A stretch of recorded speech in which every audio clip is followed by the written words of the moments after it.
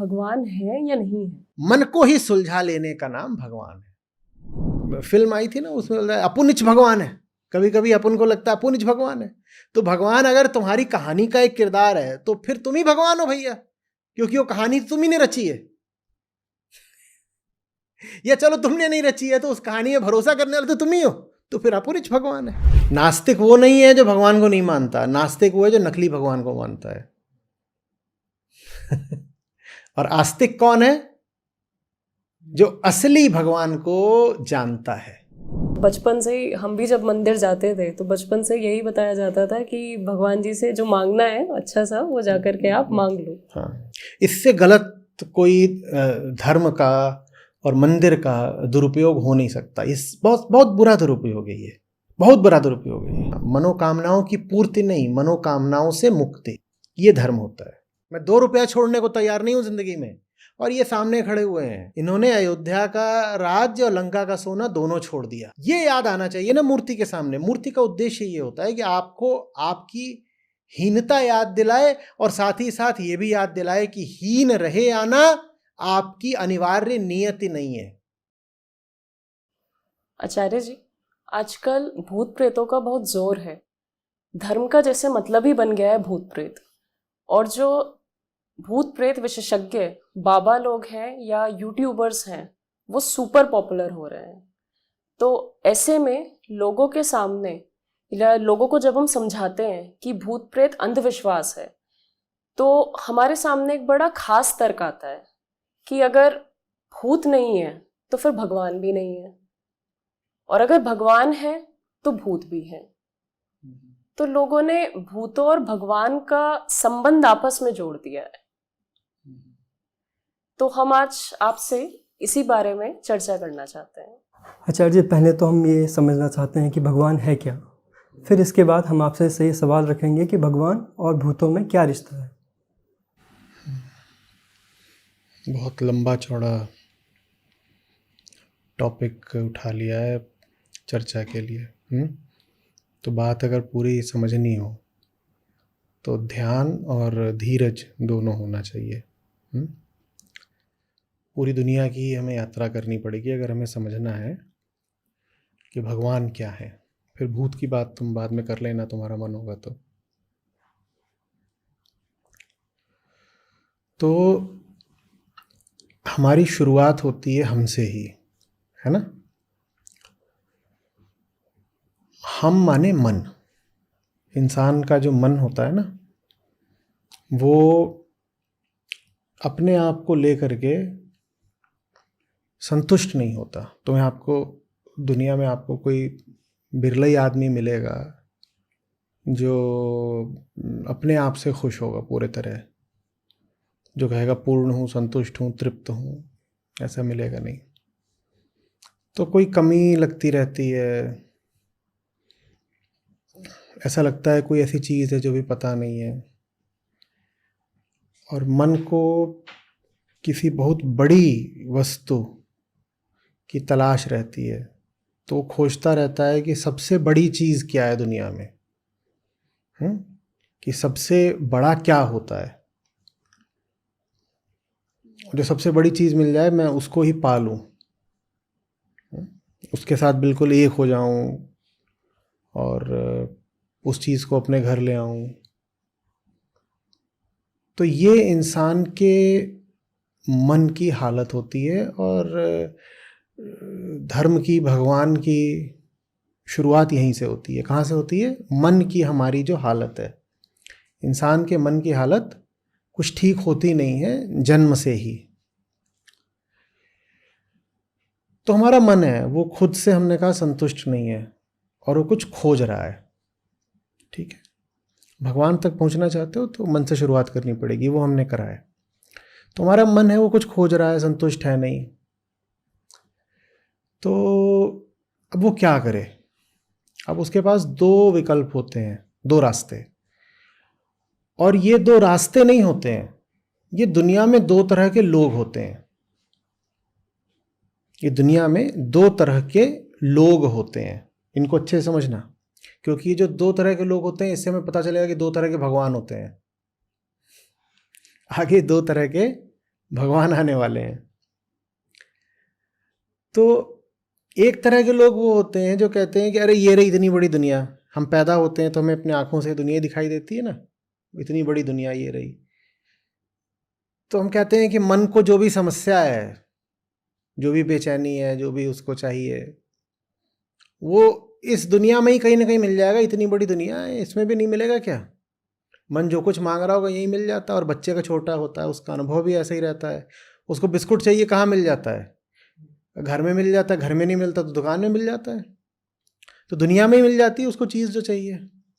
उसको माँ नहीं दिखाई दे रही है तो माँ को खोजता है, माँ कहाँ मिलेगी? घर में एक कमरे में होगी, नहीं दूसरे कमरे में होगी, नहीं पड़ोस के घर में होगी, नहीं तो रिश्तेदारी में कहीं गई होगी, दूसरे शहर चली गई होगी, बहुत हो गया तो कुछ दिनों के लिए किसी दूसरे देश चली गई होगी। लेकिन जो चीज़ उस बच्चे को चाहिए वो है तो इसी दुनिया में ही ना, है ना? माँ कहाँ है? इसी दुनिया में। बिस्कुट भी कहाँ है? इसी दुनिया में।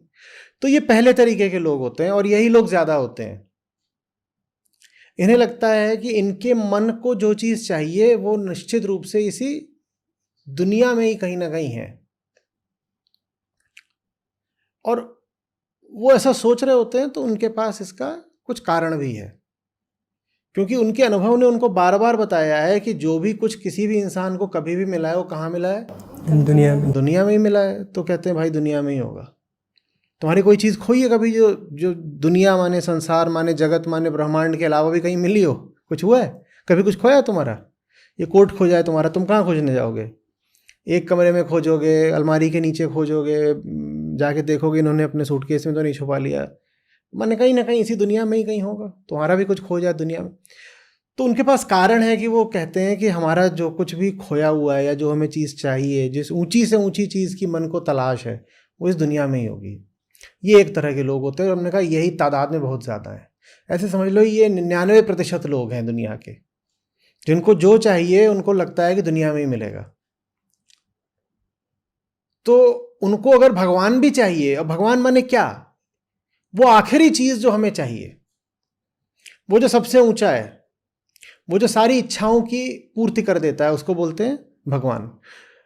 तो हमें अगर भगवान भी अपना चाहिए तो हमें लगता है भगवान का भी नाता इस दुनिया से ही है, भगवान भी कहीं ना कहीं दुनिया में ही होगा। समझ में आ रही बात? हमें जैसे सारी चीज़ें लगता है कि दुनिया में ही होती हैं, तो हमें लगता है कि वो जो आखिरी चीज़ हम सबको चाहिए, जो मन इसको मांगता है, कहता है कि वो जो सब चीज़ों से ऊंची चीज़ है, उसको बोलते हैं भगवान, है ना? भगवान की यही परिभाषा है ना, वो जो सबसे ऊंचा है, वो जो सारी कामनाओं की पूर्ति कर देता है। ठीक है ना? माने सब कामनाओं से भी ऊंची जो कामना है उसका नाम भगवान। माने वो कामना पूरी हो जाए, जिस कामना का नाम भगवान है, वो कामना अगर पूरी हो गई तो बाकी सारी कामनाएं पूरी हो जाती हैं। तो हम कहते हैं सब कामनाएं छोटी मोटी कहाँ पूरी हुई संसार में? तो भगवान नाम की भी जो कामना कहाँ पूरी होगी? संसार में।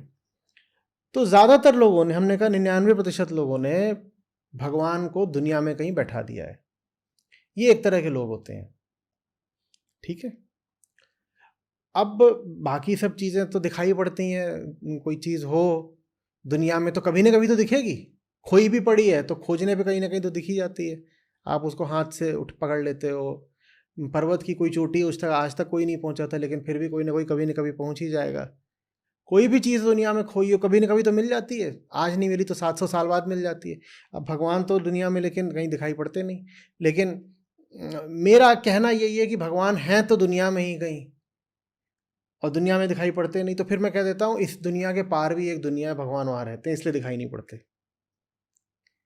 तो दुनिया के सब धर्मों ने क्या करा कि उन्होंने एक परलोक बना दिया, या इस लोक से पार कोई और लोक बना दिया और कह दिया भगवान वहाँ रहते हैं। कुल मिलाकर के उनका आग्रह यही था कि भगवान है तो कोई ऐसी चीज़ जो है तो किसी न किसी दुनिया में, इस दुनिया में नहीं तो किसी और दुनिया में। हाँ, तो ये पहले तरह के लोग हैं और इनका पहली तरह का भगवान हो गया। ये कौन से तरीके के लोग हैं? जिन्हें जो चाहिए इनको लगता है कहाँ मिलेगा? दुनिया में ही मिलेगा। तो फिर इनका जो भगवान भी है वो कहाँ पाया जाता है? दुनिया में ही कहीं पाया जाता है। तो दुनिया में आज तक जितने भी धर्म हुए हैं, मान्यताएं हुई हैं, विश्वास हुए हैं, समुदाय संप्रदाय हुए हैं, पंथ हुए हैं, उनमें भी 99% सब ऐसे ही रहे हैं जिन्होंने अपना भगवान कहीं ना कहीं बाहर बैठा दिया।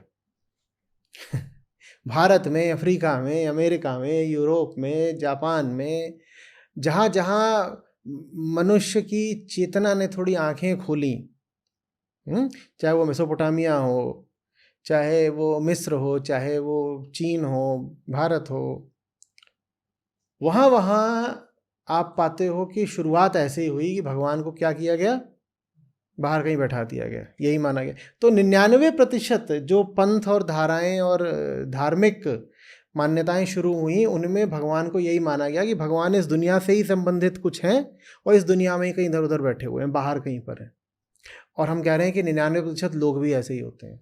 तो जैसे हम होते हैं वैसे ही हमारे भगवान होते हैं। बात समझ में आ रही है? हम जैसे होते हैं हमारे भगवान भी वैसे ही होते हैं। अगर हमें ये लगता है कि दुनिया ही आखिरी है और दुनिया ही सच है, तो हमारे भगवान भी फिर दुनिया में ही कहीं ना कहीं बैठे होते हैं, दुनिया से ही रिलेटेड कुछ काम कर रहे होते हैं। तो आप पाओगे कि धार्मिक किताबें उसमें लिखा है कि वो भगवान थे, वो दुनिया में फलानी जगह पर उतरे और फिर उस जगह को बड़ा पूजनीय मान लिया जाता है। ठीक है, अब वो जगह अरब में भी कहीं पर हो सकती है, वो जगह ग्रीस में कहीं पर हो सकती है, समझ रहे बात? वो जगह जेरूसलम हो सकती है, नज़ारत हो सकती है, वो जगह कोई भी हो सकती है जगह, वो जगह भारत में भी कोई जगह हो सकती है। ठीक, लेकिन कुल मिलाकर के है वो कोई जगह ही, और सब जगहें कहाँ होती हैं? दुनिया में। तो चूंकि भगवान दुनिया में है, तो भगवान का संबंध भी हम दुनिया से जोड़ देते हैं। हम कहते हैं वो भगवान है और वो दुनिया से उसका संबंध है, तो फलानी जगह है, वो खास जगह हो गई, उसको हम तीर्थ बोल देते हैं। वो जो तीर्थ है वो कुछ भी हो सकता है, वो कोई जंगल हो सकता है, वो कोई रेगिस्तान भी हो सकता है, वो किसी पहाड़ की चोटी हो सकती है, वो समुंदर की कोई जगह हो सकती है वो कोई एकदम बंजर स्थल हो सकता है, और वो कोई नदी भी हो सकती है।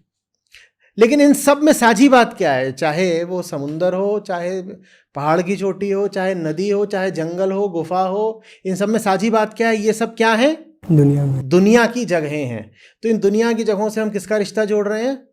भगवान का। तो ले देखे हम यही कह रहे हैं कि भगवान कोई ऐसी चीज है जिसका बाहर कहीं कोई अस्तित्व है, जिसका बाहर कहीं कोई अस्तित्व। ये दुनिया में पहले तरीके के लोग हैं, ये बहिर्गामी लोग हैं, और इनकी कोई गलती नहीं, क्योंकि हमें प्रकृति ने बनाया ही कैसा है? बाहर देखने वाला। बच्चा पैदा होता है, उसकी आंख खुलती है, ऐसे देखता है दुनिया दुनिया दुनिया दुनिया। प्रकृति ने हमें बनाया ही बहिर्गामी है, तो मजबूर होके हम अपने भगवान की कल्पना भी कहीं बाहर ही कर लेते हैं।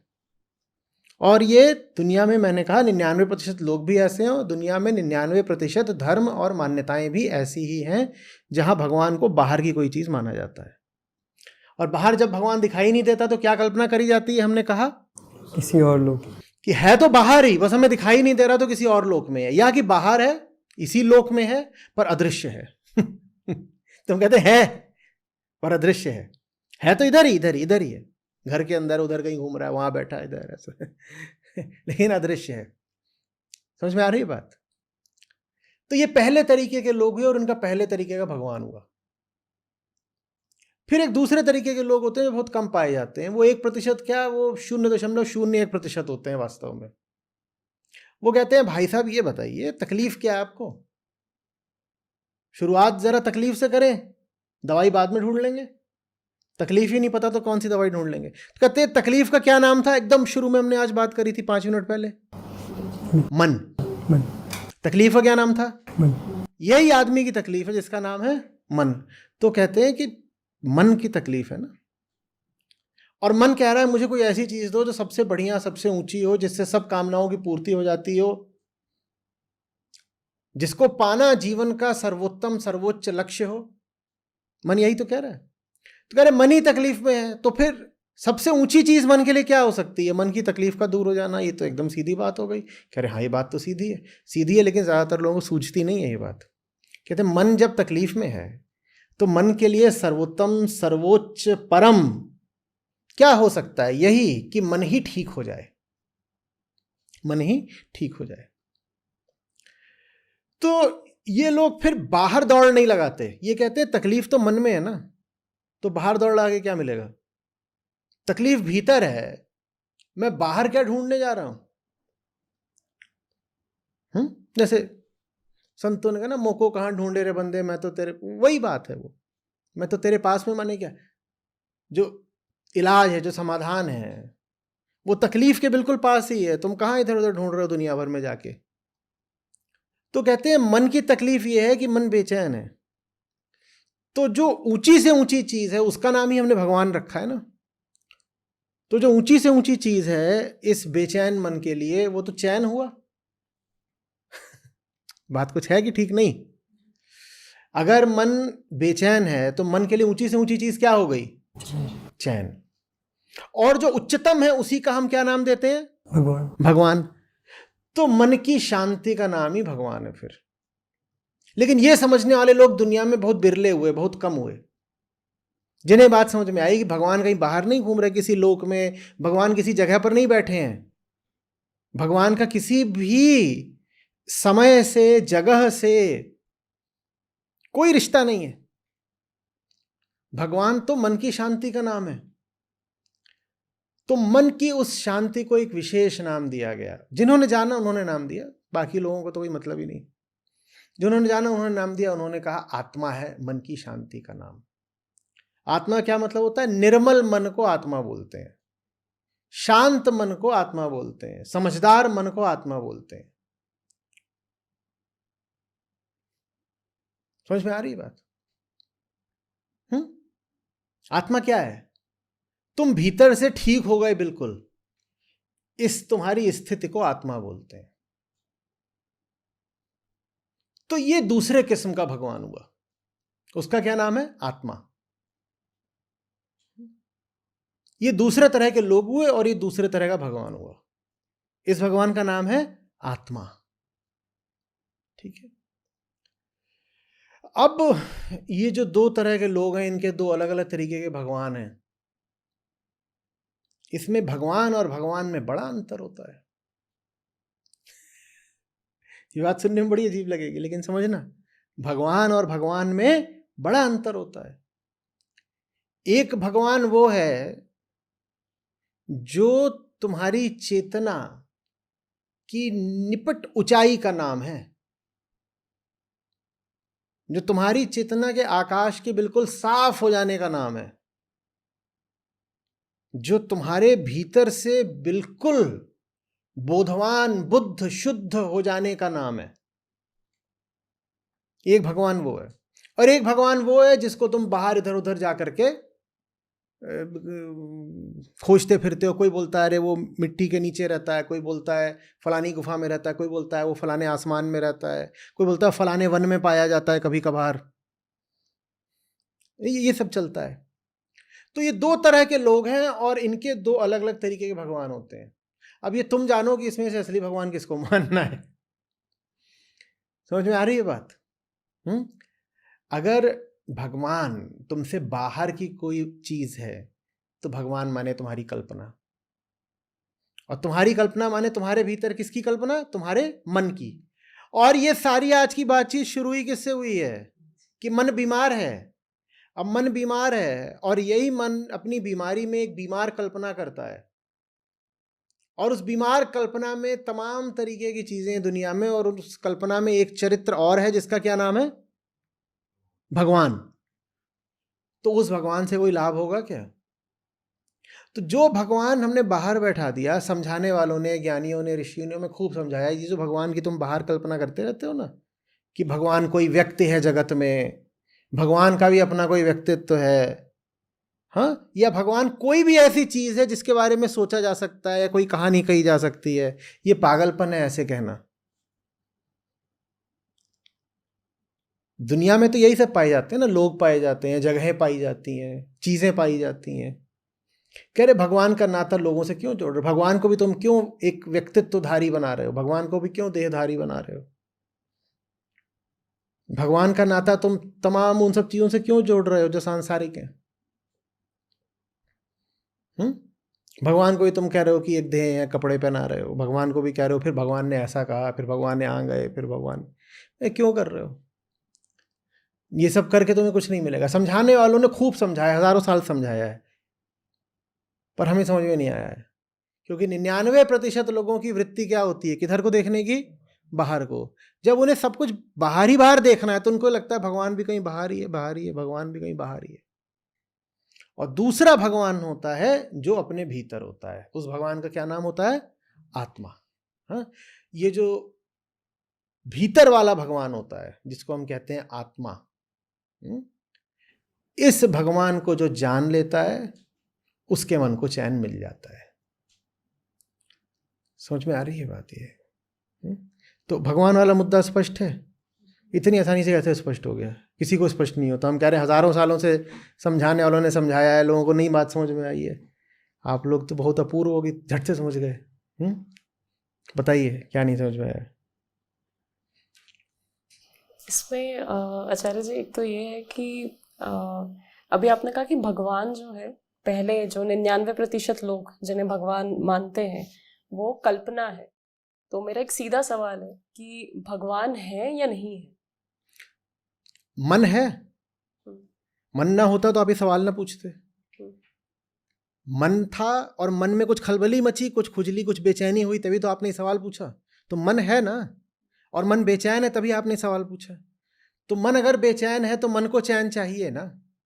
तो वो जो मन को चाहिए उसको होना पड़ेगा ना। तो भगवान तो है, और भगवान का फिर जो नाम है वो क्या है? मन का चैन। भगवान का नाम है मन की शांति। मन की शांति, मन की शांति में मन की जो दौड़ भाग होती है, जो उठापटक होती है मन की, वो मिट जाती है। मन एकदम विश्राम में चला जाता है, ऐसे जैसे हो ही ना। मन ऐसा हो जाता है जैसे अब हो ही ना। तो उसको ऐसे भी फिर कहते हैं कि मन की विलुप्ति का नाम ही भगवान है। जिसके सामने मन नहीं रह जाता, जब मन की ऐसी स्थिति आ जाती है कि वो बिल्कुल सुलझ गया, शांत हो गया, मौन हो गया, चुप हो गया, मस्त हो गया बिल्कुल, उसको कहते हैं भगवत्ता की स्थिति। आत्मस्थ हो गया मन, वही भगवत्ता की स्थिति है। तो भगवान तो निश्चित रूप से है। हम हैं और हमारी बीमारियां हैं, हमारी बेचैनी है, हमारी कुलबुलाहट है, हमारा रोज रोज का शोक और कलह और क्लेश है। तो भगवान को तो होना पड़ेगा ना, क्योंकि अगर भगवान नहीं है तो बेचैनी है और चैन नहीं है। अगर भगवान नहीं है तो अशांति है और शांति नहीं है। अगर भगवान नहीं है तो उलझाव है और समाधान नहीं है। मन उलझा हुआ है, मन के समाधान का नाम ही भगवान है। मन अपने आप में जैसे एक समस्या है, इस समस्या के समाधान का नाम ही भगवान है। तो भगवान तो है ही है, निश्चित रूप से है। ये समझ में आ रही बात? लेकिन तुम इसी बीमार मन से कोई कल्पना करो, कोई कहानी बताओ, उसका नाम भगवान नहीं हो सकता। मन को ही सुलझा लेने का नाम भगवान है। मन को ही सुलझा लेने का नाम भगवान है। ये बात समझ में आ रही है सबको? तो क्या आचार्य जी हर व्यक्ति के लिए भगवान फिर अलग अलग होगा? जैसे हम देखते हैं समाज में कोई शिव को पूज रहा है, कोई कृष्ण को पूज रहा है, या आप अगर पंथों की बात करें तो जीसस को पूजा जा रहा है, कहीं पे महावीर जैन को पूजा जा रहा है। तो फिर ये अलग अलग क्यों है? क्योंकि सबकी समस्याएं अलग अलग हैं। समझ में आ रही है बात? तुम्हारी एक किस्म की समस्या है, इनकी एक किस्म की समस्या, उनकी एक किस्म की समस्या है, क्योंकि सब लोग अपने आप को अलग अलग मानते हो ना। तो सबकी फिर समस्याएं भी ऊपरी तौर पर अलग अलग होती हैं। आप ये तो नहीं बोलते कि आपका नाम रोहित है, तो फिर जो रोहित की समस्या है वो आपकी समस्या नहीं होती, आपकी अपनी समस्या, उनकी अपनी समस्या है। ठीक है? तो समस्याएं अलग अलग होती हैं, लेकिन समाधान के बिंदु पर एक चीज साझी होती है ना।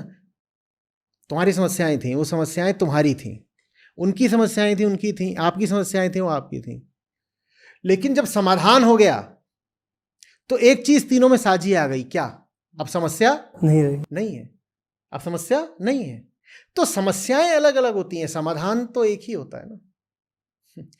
समस्या की स्थिति अलग अलग होती है मन की, लेकिन समाधान की स्थिति में तो एक ही होता है। एक क्या समाधान की स्थिति क्या है? कि अब कोई समस्या नहीं है, कोई समस्या नहीं है। तो इसीलिए वो जो आंतरिक भगवान है वो एक ही होता है, उसको आत्मा बोला गया। वो अलग अलग नहीं होती, 100 प्रकार की अलग अलग आत्माएं नहीं होती। आत्मा माने मन की शुद्धि। अशुद्धियां 50 तरह की होती हैं, अशुद्धियां 50 तरह की होती हैं। शुद्धि तो एक ही तरह की होती है ना। मान लो आसमान है, आप आसमान देख रहे हो, यहाँ बादल छाए हुए हैं, आपसे पूछा जाए आपको क्या दिख रहा है तो आप कहोगे गोभी के पकौड़े दिख रहे हैं, और बादलों में ऐसे ही आकार आता है कई बार। आपसे पूछा जाए आपको क्या दिख रहा है तो आप कहोगे कि मुझे वहाँ चुड़ैल का चेहरा दिख रहा है। आपसे पूछा जाए आपको वहाँ पर क्या दिखाई दे रहा है तो आप कहोगे मुझे वहाँ पर जन्नत और हूर दिखाई दे रही है।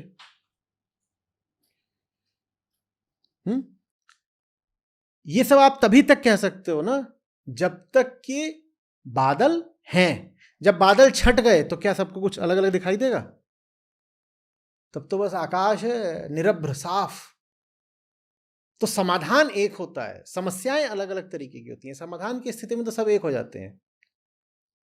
तो जो भगवान है वो एक ही है, वो जो आंतरिक भगवान है वो एक ही है।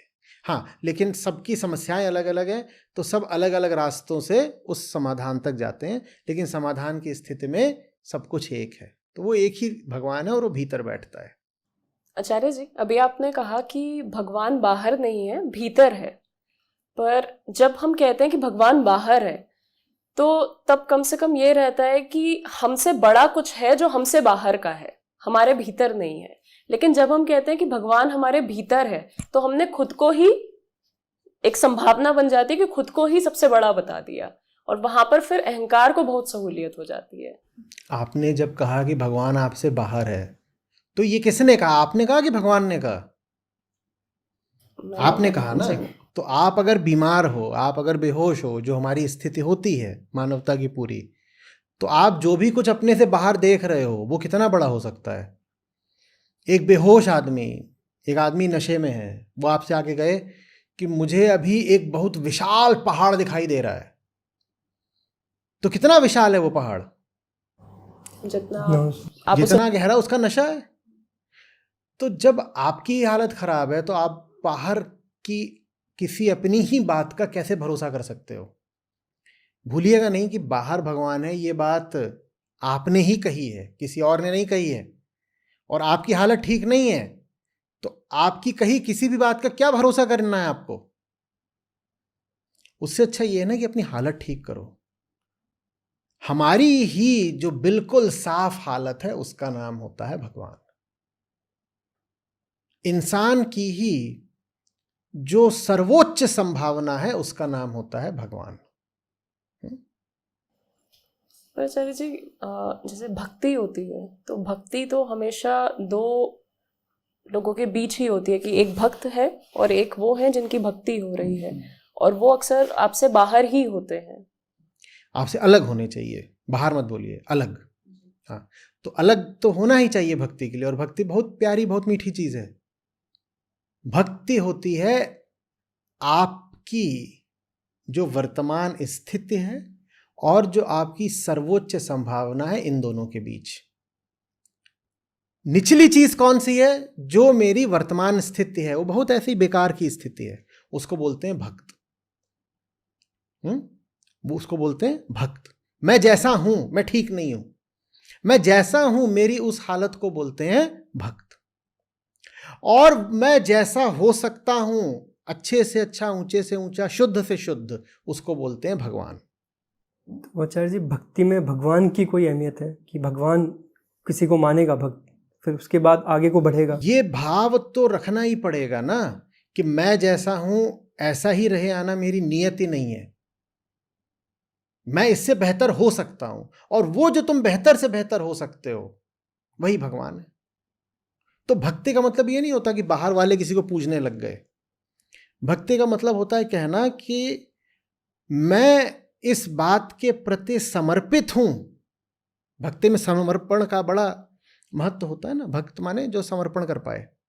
मैं इस बात के प्रति समर्पित हूं कि मैं अपनी सर्वश्रेष्ठ संभावना साकार कर सकता हूं, इसको भक्ति बोलते हैं। जिस तरीके से भगवान को देखा जाता है आम जनमानस की, अगर मैं बात करूं तो अगर उस तरीके से भगवान नहीं है और मात्र वो सिर्फ कल्पना है, तो फिर ये संसार बनाया किसने? आपकी मूल समस्या क्या है? आप बेचैन हो ये, या कि आप जानते नहीं हो कि संसार बनाया किसने ये? थोड़ा सा इस बात पे ध्यान देना। संसार है ये भी किसको दिख रहा है, अनुभव हो रहा है? आपको, ठीक है ना? तो संसार किसने बनाया, ये प्रश्न पूछते हुए आप जिसके विषय में जिज्ञासा कर रहे हो वो चीज क्या है ये भी आपको कैसे पता? वो चीज है भी कि नहीं ये आपको कैसे पता? पर जैसे आपको दिखता है कि आपके सामने एक ग्लास है, ठीक है, या आपके सामने एक माइक है, ठीक है, इसको किसने बनाया है, तो उसी तरीके से फिर ये तर्क भी आता है कि ये जो कुछ भी है किसी ने बनाया होगा। वो किसी ने। आपने अभी थोड़ी देर पहले, 2 घंटे पहले एक माइक देखा था। चलिए आपने नहीं देखा था, मैंने देखा था। आपने एक माइक देखा था जिसमें ऐसे 3 हेड लगे हुए थे। बताइए किसने बनाया? जो भी माइक बनाने वाले लोग होते हैं उन्हीं में से किसी ने। मैंने अभी 2 घंटे पहले एक माइक देखा था जिसमें ऐसे 3 हेड थे। बताओ किसने बनाया? आप बताओ किसने बनाया? आपने बनाया। मैंने कैसे बनाया यार? तो मुझे नहीं आता। आपने कहा जो माइक बनाने वाली कंपनी होती है उन्होंने ही बनाया होगा। आप बताइए। सामने अपनी कल्पना हो रही होगी। नहीं, मैंने देखा था। कल्पना की कोई बात ही नहीं, मैंने देखा था। जब मैं देख रहा था मुझे पूरा भरोसा था कि ये तो है। 3 घंटे पहले मैं सो रहा था। बताइए वो माइक किसने बनाया? 3 घंटे पहले मैं सो रहा था और उसमें मैंने एक ऐसा माइक देखा जिसमें ऐसे 3 हेड लगे हुए थे, एक नहीं 3। अद्भुत माइक। बताइए वो किसने बनाया? उसे मेरी नींद ने बनाया। और जब मैं जग जाता हूं तो मुझे पता चलता है कि वो वैसी कोई चीज है नहीं। तो अगर मुझे ये माइक दिखाई दे रहा है जिसमें 1 हेड है या 3 हेड है या 13 हेड है, तो मेरा जोर किस पर होना चाहिए? ये पूछने पर कि इसका मैन्युफैक्चरर कौन है, या इस पर कि मैं जग जाऊं? जल्दी बोलो। मैं चल जाऊं। अब मैं ये भी कर सकता हूं कि मैं सोता रहूं और मैं ढूंढने लग जाऊं। मैं सपने में गूगल करूं कि इसका ये 3 हेड वाला माइक किसने बनाया, बताओ इसका मैन्युफैक्चरर कौन है, कौन है रचयिता। और उस रचयिता को मैं क्या नाम दे दूं? भगवान। और मैं उस भगवान को एक ऐसे जगत के रचयिता के रूप में परिभाषित कर रहा हूं जो जगत भी हो सकता है कि हो ही नहीं, जो माइक है ही नहीं। उसका मैन्युफैक्चरर अगर मैंने खोज भी लिया तो मैंने क्या खोज लिया? मेरा काम यह नहीं है कि मैं इसका मैन्युफैक्चरर खोजूं। मेरा काम यह है कि पहले मैं जग जाऊं। आपको कैसे पता है कि आप जगे हुए हो? आप जब कहते हो कि यह दुनिया है किसी ने बनाई होगी, आपको कैसे पता कि आप जगे हुए हो? आपको कैसे पता कि आपका सपना ही नहीं चल रहा? आपको कैसे पता कि इस दुनिया जैसी कोई चीज होती भी है? क्या आप पूरे भरोसे के साथ कह सकते हो? बोलो। और जिस चीज का कोई पक्का प्रमाण नहीं, उसके स्रोत की खोज क्या करें? पहले उस चीज का प्रमाण तो खोज लें। तो समझदार लोगों ने हमें क्या समझाया है? उन्होंने कहा बेटा, ये दुनिया जिसके स्रोत या रचयिता के बारे में तुम जिज्ञासा करते हो और कहते हो कि निश्चित रूप से ये अगर दुनिया है तो उसे किसी ने बनाया भी होगा, तुम पहले ये तो देख लो कि इस दुनिया के होने का एकमात्र प्रमाण तुम ही हो। बस तुमको ही लग रहा है कि ये दुनिया है। दुनिया अपनी ओर से तो कहीं बोलने आती नहीं कि मैं हूं। तो वो जो मैं हूं वो तो किसी ने बनाया है ना। हाँ, वो जो मैं है वो क्या है ये पता कर लेना तो सच्चाई तक पहुंच जाएंगे। बनाया है कि नहीं बनाया है, ये सारी बातें तो दुनिया पर लागू होती हैं और दुनिया का अनुभव करने वाला मैं ही हूं। तो दुनिया के कॉन्सेप्ट अपने ऊपर लगाने की जगह पहले मैं ये देख लूं ना कि मैं कौन हूं। मुझे जो दुनिया दिखाई देती है उसमें ऐसा होता है कि जो भी चीज होती है उसे किसी ना किसी ने बनाया होता है। लेकिन दुनिया की हर चीज बनाई गई चीज है। इसका अनुभव भी किसको होता है? मुझे होता है। सिर्फ मेरे अनुभव से ही प्रमाणित कैसे हो जाता है कि जिस चीज का अनुभव हो रहा है वो चीज है ही? अनुभव तो हमें किसी भी चीज का हो जाता है। दुनिया का आपके पास एक ही प्रमाण होता है, क्या? कि दुनिया है क्योंकि उसका अनुभव होता है। आप कहते हो ये दीवार है क्योंकि दिखाई देती है और मारो ऐसे तो पता चलती है। यही तो कहते हो कि दुनिया है क्योंकि मुझे दुनिया का अनुभव होता है। माने दुनिया को प्रमाणित करने वाला, दुनिया को सच्चा प्रमाणित करने वाला कौन है? मैं हूं। लेकिन आपके अनुभवों को क्या भरोसा? आपको कितने ही अनुभव हो चुके हैं जो गलत भी थे, और जो अनुभव आपको लगता है कि सही हैं वो किसी भी दिन गलत साबित हो सकते हैं। इसमें आचार्य जी, जैसे अगर अनुभवों को ही देखा जाए तो जो मानसिक अनुभव होते हैं उनमें बिल्कुल ऐसा रहता है कि आपको कुछ अनुभव हुआ लेकिन बात बिल्कुल ही कुछ और हो सकती है। पर जो हमारे फिजिकल अनुभव है वहां पे बात जाकर के फिर थोड़ा सा अटक जाती है कि पर वो तो हमें महसूस हो ही रहा है। ये लैपटॉप तो आज भी मुझे ऐसे ही महसूस होगा, 50 साल बाद भी ऐसा ही महसूस। बिल्कुल नहीं होगा। ये लैपटॉप 50 साल बाद अगर यहां रखा भी होगा तो आपको दिखाई नहीं देगा। कोई चीज आपको महसूस हो, इसके लिए सबसे पहले आपका मन उसकी तरफ जाना चाहिए। आप इस लैपटॉप की अभी इसी क्षण बात ही इसीलिए कर पाएंगे क्योंकि ये महंगा है और आपसे संबंध रखता है। आज से 50 साल बाद ये लैपटॉप ऐसे रखा भी होगा, आप इसकी बात नहीं करोगे। आप बताओ, आपने इस लैपटॉप की बात क्यों करी, इस गमले की क्यों नहीं करी? इसकी कोई महत्व क्योंकि इसका महत्व आपके लिए है, तो लैपटॉप का भी संबंध आपसे है। तो मैं पहले लैपटॉप की बात करूं या अपनी बात करूं? मैं पहले लैपटॉप की बात करूं या अपनी बात करूं? मुझे कुछ भी नहीं पता। मैं गारंटी के साथ, भरोसे के साथ दुनिया के बारे में कुछ भी नहीं कह सकता। और मैंने दुनिया के बारे में भरोसे से जब भी कहा है तो मैंने धोखा ही खाया है। कुछ धोखे मैं खा चुका हूं और बाकी धोखे खाने की मेरी तैयारी है। भरोसे के साथ आप ये तो बोल सकते हो कि आपने कहां पर धोखा खाया, लेकिन भरोसे के साथ आप ये एक भी चीज के लिए नहीं बोल सकते कि वो चीज सच्ची ही है। कोई चीज है जिसने आपको 10 साल से धोखा नहीं दिया, क्या आप बोल सकते हो वो चीज सच्ची ही है? क्यों नहीं बोल सकते? कभी भी क्या पता अभी कल दे दे। तो कोई चीज धोखा दे गई है तो ये तो पता है कि धोखा दे गई, लेकिन एक भी चीज दुनिया में ऐसी नहीं है जिसके बारे में आप यकीन के साथ कह सको कि ये तो सच्ची है ही, क्योंकि जिसने आज धोखा नहीं दिया वो चीज भविष्य में धोखा दे सकती है। तो कैसे कह दोगे कुछ भी? तो दुनिया के बारे में कुछ भी कहा नहीं जा सकता। ये तक नहीं कहा जा सकता कि दुनिया उस तरीके से है ही जैसी हमें दिखाई देती है। और जिन्होंने थोड़ा ज़्यादा खतरा उठाया उन्होंने ये तक कह दिया कि दुनिया के बारे में ये भी नहीं कहा जा सकता कि दुनिया है ही। बोले कि दुनिया जब है कि नहीं है कि कैसी है इसका ही कोई भरोसा नहीं है, तो दुनिया बनाई किसने, इस बारे में क्या व्यर्थ चर्चा करें। ये पागलों की चर्चा है कि दुनिया की रचना किसने करी, जब हमें यही नहीं पता कि दुनिया का स्वरूप क्या है, दुनिया क्या चीज़ है। दुनिया आज मुझे एक तरह की दिखाई देती है, दुनिया कल मुझे दूसरी तरह की दिखाई देती है। जैसी मेरी स्थिति होती है उस हिसाब से मेरे लिए दुनिया बदल जाती है। एक आदमी मुझे आज तक दोस्त दिखाई देता था, अगले दिन कुछ सूचना मिल जाती है, वही आदमी मुझे दुश्मन दिखाई देता है। एक चीज़ जिसको मैं बहुत महत्व के साथ और बड़े प्रेम के साथ अपने पास लेकर के घूमती थी, कल पता चला वो चीज नकली है, मन करता है इस चीज को फेंकाओ बाहर कहीं। तो दुनिया की क्या बात करनी है? तो फिर हम किसकी बात करेंगे? हम उसकी बात करेंगे जो दुनिया को एक्सपीरियंस करता है, ठीक है ना? क्योंकि हमारी समस्या तो उससे है जो दुनिया को एक्सपीरियंस करता है, वो हम हैं। तो जिन्हें सचमुच अपनी तकलीफ दूर करनी थी उन्होंने दुनिया और दुनिया के रचनाकार की बात करनी बिल्कुल बंद करी।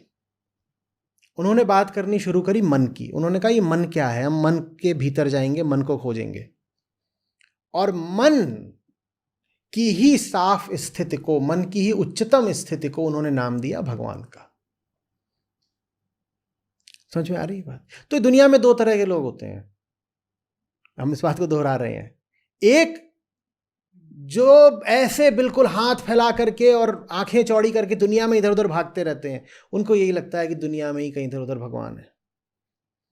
इस लोक में नहीं है तो किसी और लोक में बैठा है, पर भगवान का संबंध है इस दुनिया से ही। दुनिया भगवान भगवान इधर उधर भागते रहते हैं।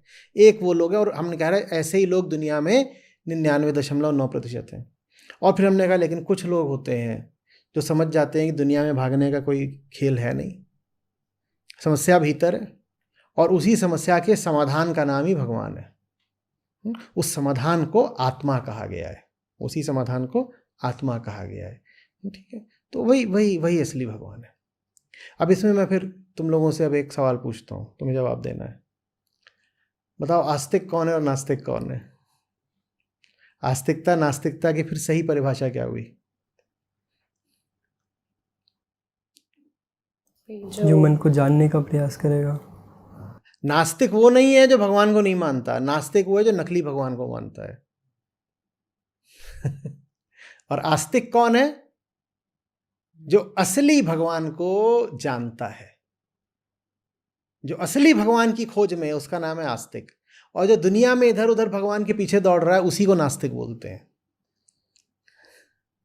समझा रही बात? तो माने कि ज्यादातर लोग, बल्कि सभी लोग जो अपने आप को आस्तिक बोलते हैं, वही नास्तिक है। अच्छा जी, इसी से एक सवाल मेरे को उठ रहा है अभी, क्या भगवान भी श्रेष्ठ और नीच होते हैं? हर व्यक्ति यहाँ अपने भगवान को ऊंचा दिखाने के लिए प्रयास कर रहा है कि भाई मेरे ये भगवान है तो ये श्रेष्ठ हैं। और आप देख रहे हैं देश में इसी कारण से बहुत सारे जगह अलग अलग चीज़ें हो भी रही हैं अभी। तो जब तुम अपनी पसंद के भगवान बनाओगे तो तुम्हें अपनी पसंद की चीज़ ही दूसरे की पसंद की चीज़ से बेहतर लगेगी।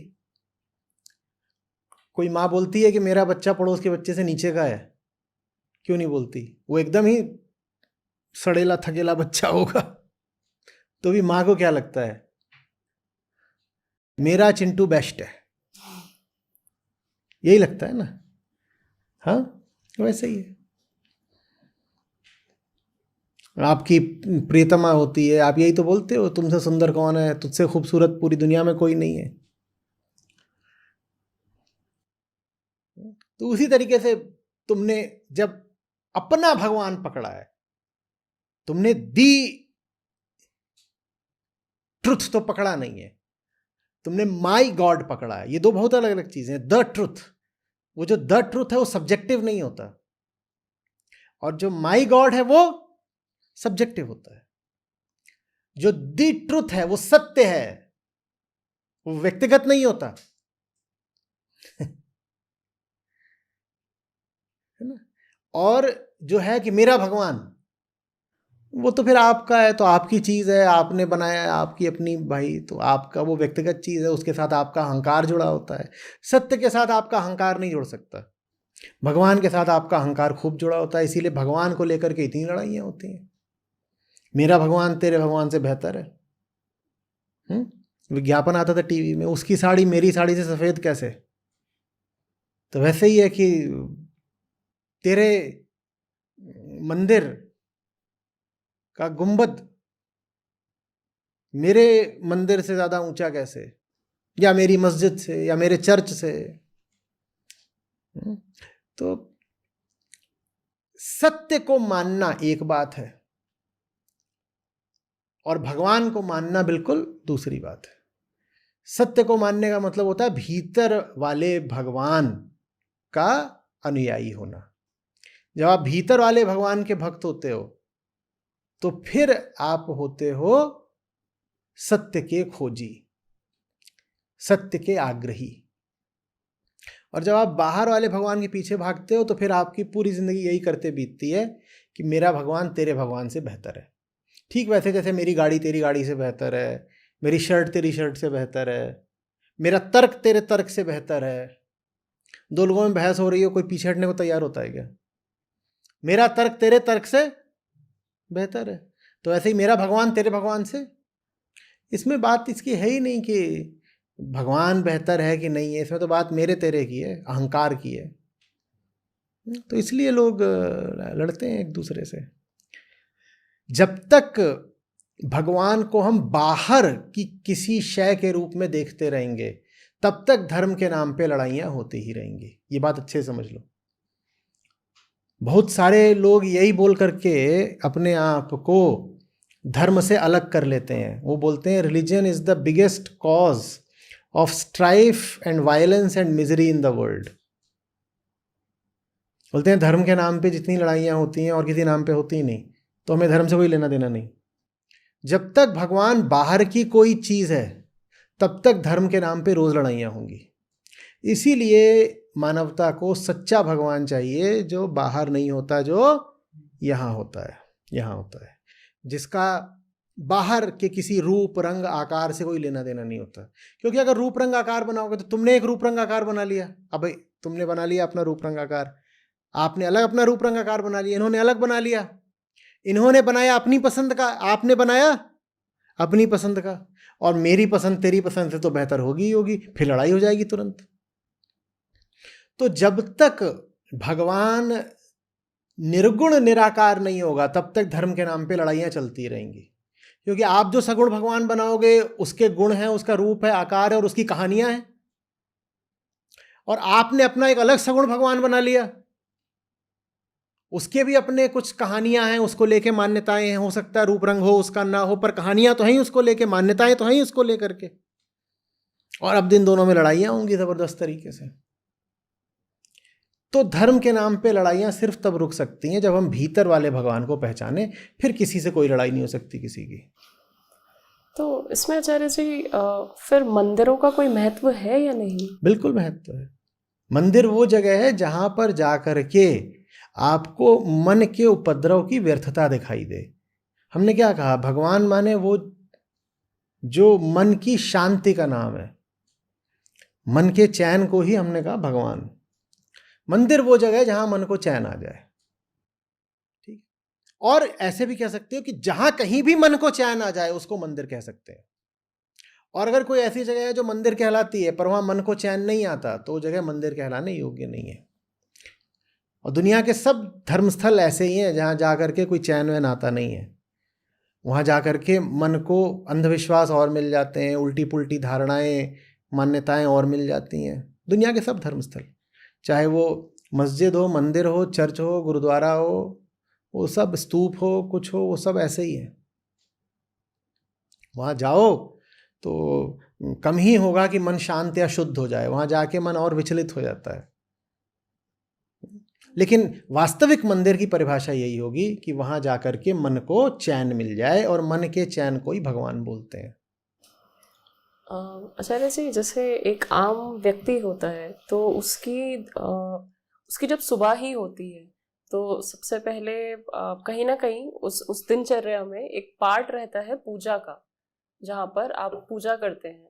तो फिर उस पूजा का कुछ महत्व है या नहीं है? इतना सुंदर भारत में रहा है। हमारे पास एक उपनिषद ही है, उसका नाम है आत्म पूजा उपनिषद। इतना सा उपनिषद है, छोटा सा, एकदम 1-1.5 पन्ने में पूरा उपनिषद आ जाए, इतना छोटा उपनिषद। और वो आपको यही बोल रहा है कि पूजा आत्मा के अलावा, माने उस सच्चे भगवान के अलावा किसी की नहीं करी जा सकती जो आपके अंतःस्थल में ही बैठता है। आत्म पूजा उपनिषद। कह रहे कहाँ तुम इधर उधर दौड़ भाग कर रहे हो और खून खच्चर कर रहे हो, परेशान हो रहे हो। पूजना माने नमन करना, माने झुकना सिर्फ जो उच्चतम है उसके सामने। और जो उच्चतम है वो निम्नतम की कल्पना का किरदार तो नहीं हो सकता ना बाबा। मैं कौन हूं? मैं निम्नतम हूं। इसी विनम्रता से सारे अध्यात्म की शुरुआत होती है। भैया मैं तो गड़बड़ हालत में हूं, मैं बेचैन हूं, मैं तो नीचे का हूं, मैं नीचे का हूं। और उच्चतम वो होगा मैं जिसकी कल्पना करूंगा। तो गजब बात हो गई। मैं तो हूं नीचे का, और ऊंचा वो होगा मैं जिसकी कहानी बताऊंगा, वो मेरी कहानी का किरदार होगा। ऐसा कैसे? क्या हो रहा है? तो फिर मैं कहां नीचे हुआ? फिर तो मैंने खुद ही को बोल दिया सबसे पहले मैं ही भगवान हूं। वो एक फिल्म आई थी ना, उसमें अपुनिच भगवान है। कभी कभी अपन को लगता है अपुनिच भगवान है। तो भगवान अगर तुम्हारी कहानी का एक किरदार है तो फिर तुम ही भगवान हो भैया, क्योंकि वो कहानी तुम ही ने रची है। या चलो तुमने नहीं रची है तो उस कहानी में भरोसा करने वाले तो तुम ही हो, तो फिर अपुनिच भगवान है। तो आत्म पूजा उपनिषद का मतलब होता है मन जाने कि वो कितनी गिरी हुई हालत में है, और कहे कि मेरी उच्चतम स्थिति की ही मैं बस पूजा कर सकता हूँ। और वो उच्चतम स्थिति मुझसे इतने दूर की है कि मैं उसे देख नहीं सकता, मैं उसके बारे में कोई कहानी नहीं कह सकता, मैं उसके बारे में कोई कल्पना नहीं कर सकता। उस स्थिति के समक्ष मैं बस मौन हो सकता हूँ। तो फिर मौन एक रास्ता बनता है, मन के मौन हो जाने को ही आत्मा कहते हैं, मन के मौन हो जाने को ही भगवत्ता कहते हैं। आचार्य जी, पूजा की अभी बात हुई, पूजा में भगवान के प्रतीकों का कितना महत्व है और कहाँ तक महत्व है? वो सारे प्रतीक आपको आपकी हालत की याद दिलाएं तो ठीक है। आप टीका उदाहरण? लगाते हैं, आप टीका उदाहरण बता रहा हूँ। आपको पीलिया हो गया है, जॉन्डिस। अब पीलिया में क्या आपको खाने को मना किया जाता है? कहते तेल मत खाना, अचार मत खाना, ये सब जितना तला भुना ये सब मत खाना, ठीक है ना। आप पेटू आदमी, आपकी वृत्ति है कि जहां मिला वहीं पे झाड़ दिया एकदम। तो आपको पीले रंग का धागा बांध दिया गया, यहां भी यहां भी, और आपके दोनों हाथ पीले कर दिए गए, और आपको यहां भी पीला पीला लगा दिया गया। ये क्या किया गया? ये किया गया कि आप खुद को देखें तो आपको अपनी हालत याद आए, मुझे पीलिया है भाई, मैं किसी उल्टी पुल्टी दिशा में न चला जाऊं, मर जाऊंगा, बहुत दुख मिलेगा। और आपको यहां भी दिखा दिया गया है ताकि दूसरा भी कोई आपको देखे तो उसको भी याद आ जाएगी आपको पीलिया है, तो वो भी कहीं आपको अचार लेके ना आ जाएगी, लो बेटा बढ़िया वाला है आज, नींबू का डाला है नया। समझ में आ रही बात? तो प्रतीकों का बहुत महत्व है, प्रतीकों का बहुत महत्व है, लेकिन कोई भी प्रतीक भगवान का प्रतीक नहीं होता। सब प्रतीक मन के ही होने चाहिए, अगर उन प्रतीकों को आपकी सहायता करनी है तो। नहीं तो फिर आप बहुत ऊंचे ऊंचे प्रतीक बना सकते हैं, उनसे आपका मनोरंजन हो जाएगा। मुझे ये भूलना नहीं है कि मेरी समस्या है मेरी ही स्थिति। मेरी समस्या ये नहीं है कि दुनिया में ऐसा वैसा कुछ है जो मुझे दिख नहीं रहा, मिल नहीं रहा। मेरी समस्या है मेरी ही अपनी आंतरिक स्थिति, और वो आंतरिक स्थिति ऐसी है कि दुनिया की कोई भी चीज़ मुझे ला करके दे दो, मेरी परेशानी और मेरी बेचैनी मिटती नहीं है। तो मुझे बात भूलनी नहीं है कि मेरी परेशानी का संबंध दुनिया से नहीं है, मेरी परेशानी का संबंध मुझसे है। तो जो सारे धार्मिक प्रतीक हैं उनका भी संबंध किससे होना चाहिए? फिर मुझसे ही होना चाहिए। फिर आचार्य जी, मूर्तियों का क्या महत्व है? मूर्तियां इसलिए होती हैं कि आपको याद दिलाएं कि आप जैसे जी रहे हो वो कितना छोटा और क्षुद्र काम है। मूर्ति इसलिए होती है कि आप मूर्ति को देखो और आपको दिखाई दे कि मैं ऐसा क्यों नहीं हो सकता, तभी तो मूर्ति के सामने सर झुकता है ना। मूर्ति इसलिए होती है कि आप उसके सामने अवाक अचंभित खड़े रह जाओ। समझ में आ रही? मूर्ति आपके सामने आपकी ही क्षुद्रता का उद्घाटन करने के लिए होती है। आप वहां देखते हो कि सामने जो मूर्ति में है उसके चेहरे पर क्या शांति है, क्या सौम्यता है, और आपके चेहरे पर हमेशा क्या रहती है? अशांति। तो फिर आप जब उसके चेहरे की शांति देखते हो तो आपको कुछ याद आता है, आपको एक संभावना याद आती है। आप कहते हो मैं भी तो शांत हो सकता हूं ना।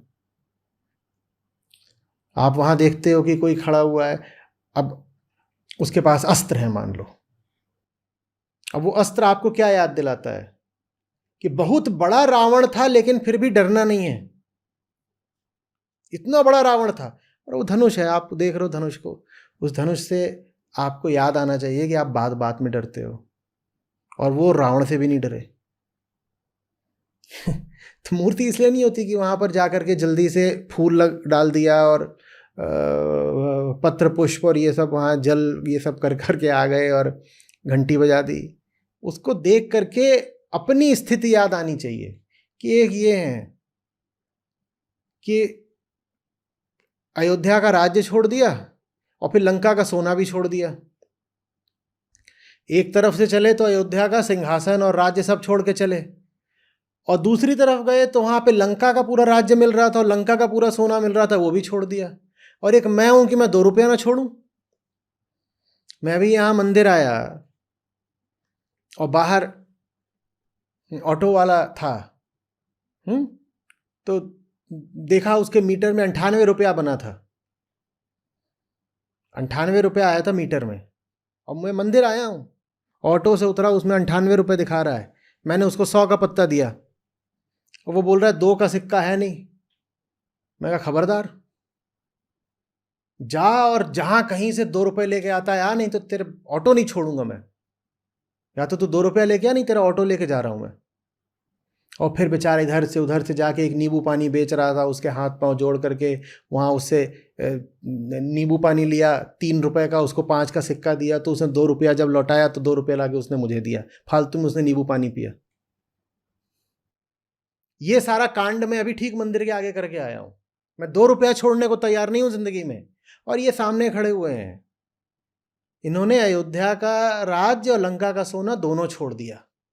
ये याद आना चाहिए ना मूर्ति के सामने। मूर्ति का उद्देश्य ये होता है कि आपको आपकी हीनता याद दिलाए और साथ ही साथ ये भी याद दिलाए कि हीन रहे आना आपकी अनिवार्य नियति नहीं है, आप भी ऊंचे उठ सकते हो। और ये दोनों चीजें जब एक साथ याद आ जाती है ना, कि मैं गिरा हुआ हूं लेकिन मैं उठ सकता हूं, तो फिर उठने की यात्रा शुरू हो जाती है।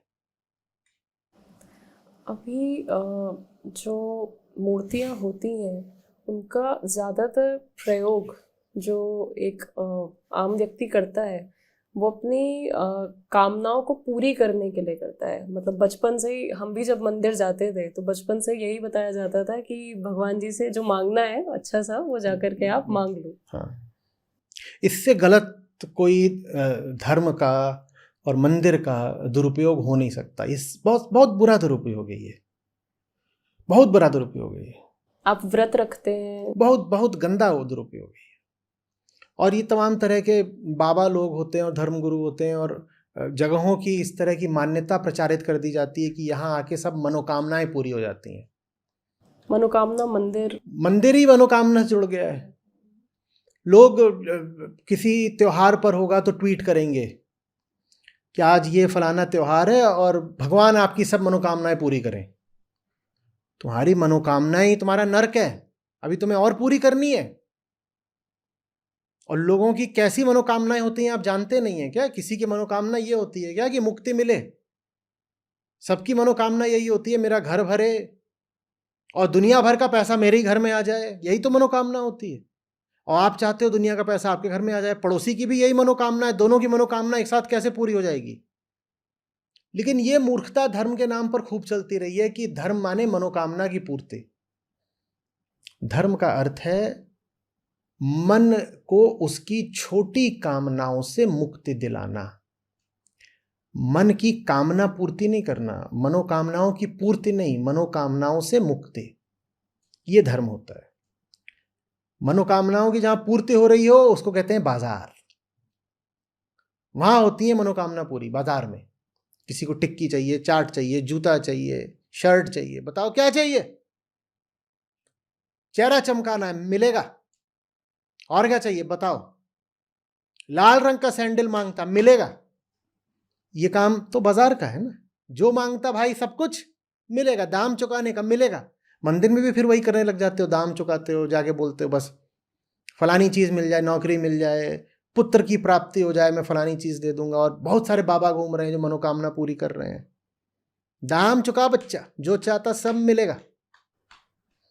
मंदिर को बाजार क्यों बना रहे हो? मंदिर माने मनोकामना से मुक्ति, जहां जाकर के कामना याद ही ना आए, जहां जाके कामना याद ही ना। याद आ गया मुझे कुछ और। तो रामकृष्ण थे, विवेकानंद थे। तो विवेकानंद के बड़े बुरे दिन चल रहे थे उन दिनों। पिता की मृत्यु हो गई थी, घर में अचानक आर्थिक विपन्नता आ गई थी। ये कुछ काम धाम अभी करते नहीं थे, पढ़ते थे, पढ़ने में इनका बड़ा जोर था, बड़े मेधावी थे। तो कई तरह की तकलीफ़ें घर में आ गई थी। तो ये रामकृष्ण के पास गए और जाते थे, बताते कुछ नहीं थे। लगता था इनको कि ये बात क्या बताएं उनको। तो रामकृष्ण समझ गए, बोले कुछ है तो है ही। तो इनको बुलाया एक दिन, बोले जो चाहते हो अंदर चले जाओ, माँ के पास मांग लो, मिलेगा। तो कहते हैं कि उनको भेजा, वो अंदर गए, थोड़ी देर में बाहर आ गए। तो पूछा मांग लिया जो माँ से मांगना था? बोले नहीं। फिर भेजा अंदर जाओ, फिर वो बाहर आ गए, पूछा मांग लिया माँ से जो मांगना था? बोले नहीं। तीसरी बार भेजा, बोले मांग के आओ। तो इस बार बड़ी देर तक अंदर रहे, फिर बाहर आए, मुझे मांग लिया? तो रोने लगे। बोले वहां पहुंच जाता हूं तो मनोकामना भूल जाता हूं, वहां पहुंच जाता हूं तो मांगने में लाज आती है कि इतनी छोटी चीज मांगूंगा क्या, मां के सामने खड़ा हूं और इतनी क्षुद्र चीज मांगूंगा उनसे। तो मंदिर वो जगह है जहां मनोकामना भूल जाओ। अगर मंदिर जाके भी मनोकामना याद है तो आप मंदिर नहीं पहुंचे हो, बाजार पहुंचे हो। मन की कामना ही मन का रोग है। जो बाहर वाला भगवान होता है वो मनोकामनाओं की पूर्ति के लिए होता है, और जो भीतर वाला भगवान होता है वो मनोकामनाओं से मुक्ति के लिए होता है। अब आप समझ जाओगे क्यों दुनिया के 99% लोग बाहर वाले भगवान को ही पूजते हैं, क्योंकि उसमें लालच रहता है कि कामनाएं पूरी होंगी। वो मनोकामना की पूर्ति के लिए होता है ना बाहर वाला भगवान। तो इसलिए पूरी दुनिया किसको पूज रही है? कोई बाहर का भगवान रच लिया उसको पूज रही है। लेकिन जिनको सचमुच कामना से ही मुक्ति चाहिए वो भीतर वाले भगवान को पूजते हैं, और भीतर वाला भगवान आपको कामना से मुक्ति देकर आपकी सबसे ऊंची कामना पूरी कर देता है। इस बात को अच्छे से समझ लो सब लोग। आखिरी कामना होती है कामना से मुक्ति। आप कामना जब करते हो तो यही तो चाहते हो ना कि कामना मिट जाए। भाई मुझे प्यास लगी थी तो मैंने ये पिया, तो मैं यही चाहता हूं ना इसको पीने के बाद प्यास। तो कामना इसीलिए उठती है कि कामना मिट जाए, प्यास इसीलिए उठती है कि प्यास मिट जाए। तो उच्चतम कामना यही है कि कामना मिट जाए, आखिरी कामना यही कामना मिट जाए। तो जो भीतर वाला भगवान होता है वो आपकी उच्चतम कामना पूरी कर देता है, वो कामना ही मिटा देता है। और जो बाहर वाला भगवान होता है उसके पीछे पीछे आप भागते रहते हो कि छोटी मोटी कामनाएं पूरी कर दो, वो भी पूरी नहीं होती। भीतर वाले भगवान और बाहर वाले भगवान में ये अंतर है। सत्य को पूजना, आत्मा को पूजना, वो भीतर वाले भगवान की बात है। भीतर वाले भगवान को पूजना माने सत्य निष्ठ होना, आत्मा का प्रेमी होना, वो हुआ भीतर वाले भगवान को पूजना। और बाहर वाले भगवान को पूजना माने वो तो फिर दंड-फंद 1000 तरीके का दुनिया भर में देख ही रहे हो, हर देश में देख रहे हो।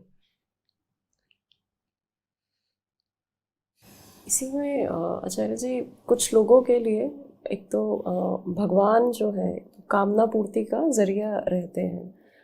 बहुत लोग ऐसे भी होते हैं जिनके लिए वो बस चाहते हैं एक प्रेजेंस, एक जैसे गार्जियन की प्रेजेंस होती है, जैसे अपने पिता की प्रेजेंस होती है, उस तरीके से वो भगवान को भी देखते हैं। और अगर वो वहाँ से वो पूरी चीज़, और शायद इसलिए क्योंकि मन में डर बैठा होता है। आपको डर बाद में है, नशा पहले है। आपको गार्जियन तो चाहिए, पर आपको ये पता है गार्जियन है कौन? मैं कह रहा हूँ भगवान मेरा गार्जियन है, और मैं खुद को ही नहीं जानता तो मैं अपना गार्जियन किसको मान रहा हूँ? तो ऐसे लिखा जाता था, जैसे पुराने ज़माने में ना किसी का नाम होता तो ये अदालत में बुलाते थे, तो किसी को बुलाते थे कि नुन्नू लाल वर झुन्नू लाल। अब आप अगर नुन्नू लाल हो तभी तो झुन्नू लाल आपके गार्जियन हैं। जब आप खुद को ही नहीं जानते तो अपने गार्जियन को कैसे जानते हो? आप भूल गए आपका नाम क्या है, तो आपको अपने बाप का नाम कैसे याद रहेगा?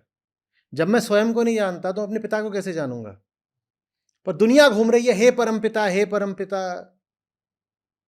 अरे तुम जब खुद को नहीं जानते तो अपने बाप को कैसे जानोगे?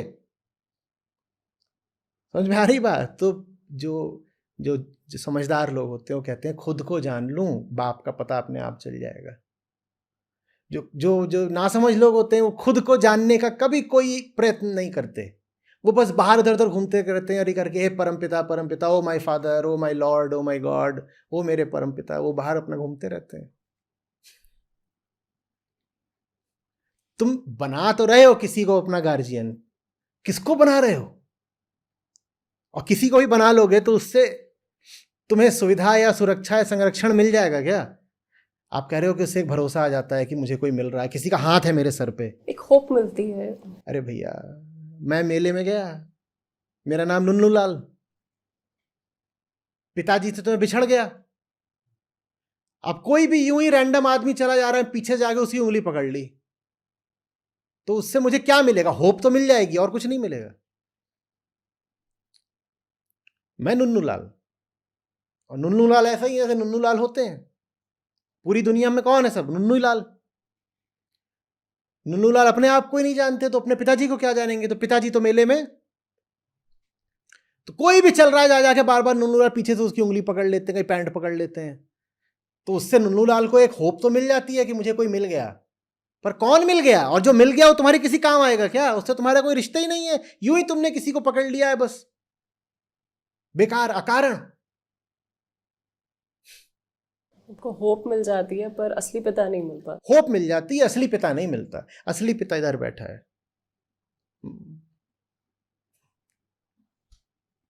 आचार्य जी, शायद यही कारण है जिस कारण से भारत में बहुत सारे लोग अकर्मण्य हो जाते हैं कि मैं कुछ नहीं करूँगा, मैं छोड़ दूंगा सब कुछ, बाकी जो करेगा वो भगवान करेगा। अब ऐसा भी नहीं होता कि भगवान करता है, वो जा करके समाज पे लद जाते हैं। क्या कि अगर तुम सब कुछ छोड़ दोगे तो तुम्हारा खाना पीना कोई तो कर ही रहा है ना, और तुम में इतनी कृतज्ञता भी नहीं है कि साफ साफ बोलो कि कौन कर रहा है। नुन्नू लाल बड़े हुए थोड़े सन्यासी हो गए और बैठ गए हैं, कह रहे हम कुछ नहीं करते। तो बेटा ये कपड़े कहाँ से आए, ये खाना पीना कौन दे रहा है? वो उनके बड़े भाई दे रहे हैं। पर मन में इतनी भी कृतज्ञता नहीं है कि यही बोल दो कि बड़े भाई दे रहे हैं। तो क्या बोल रहे हो कि मेरा खाना पीना तो भगवान से चल रहा है। भगवान से कहाँ चल रहा है? देने वाला तो वो है। हाँ, देने वाला तो वो है। अच्छा, बड़ा भाई अगर अभी हट जाए तो भूखे मर जाओगे।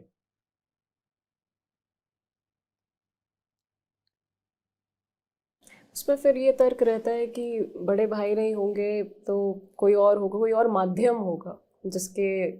हाँ, जो भी कोई होगा तुम जाके उस पर फ्री राइडिंग करोगे। कुल मिला के ये है कि भाई नहीं होगा तो किसी और ही कंधे पे चढ़ जाएंगे।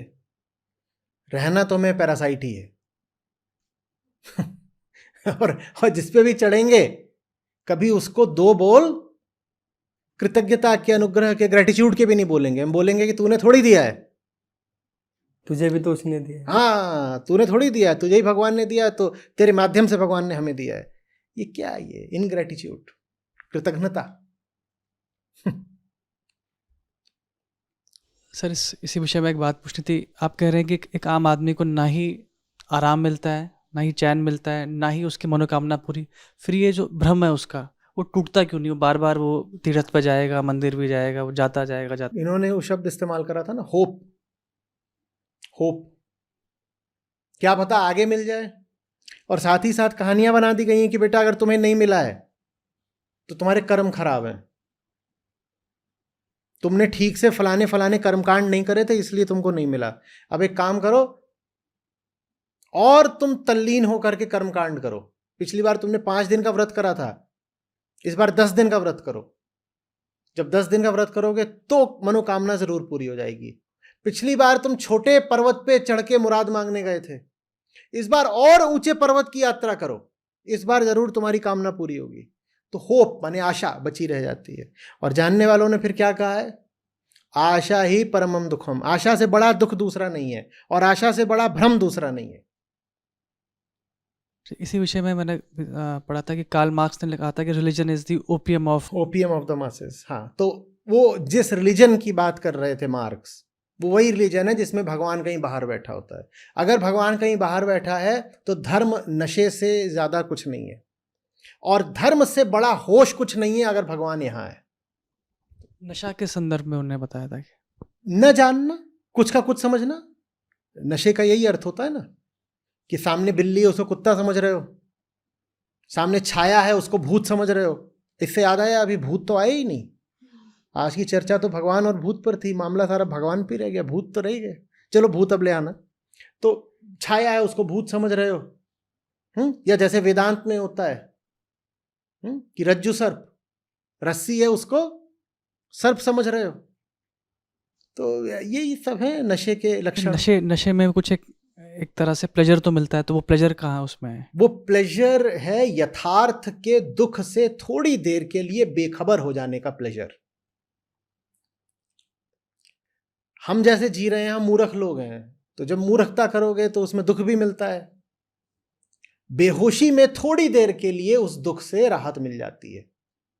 आप बहुत दर्द में हो, आप बेहोश हो जाओ तो क्या होगा? दर्द से थोड़ी देर के लिए राहत मिल जाएगी ना। आप बहुत दुख में हो, आप नशा कर लो तो क्या होगा? थोड़ी देर के लिए अपना दुख भूल जाते हो ना। तो इसलिए आम आदमी जानबूझ करके होश से बचता है। उससे आप ज्ञान की बात करो, एकदम छिटक के दूर भागेगा। क्योंकि होश जैसे ही आएगा दर्द वापस आएगा। आप बेहोश थे, आप नशे में थे, तो आपको दर्द का अनुभव तो नहीं हो रहा था। और ज्ञान आपको होश में लाता है, तो जैसे ही ज्ञान आता है तो दर्द की अनुभूति दोबारा शुरू हो जाती है। तो इसीलिए आम आदमी कहानियों में खूब रस लेता है, इधर उधर की मान्यताएं, अंधविश्वास, इनमें खूब चलता है, लेकिन जैसे ही उसके सामने ज्ञान लेकर के आओ वो बिदक के भागता है।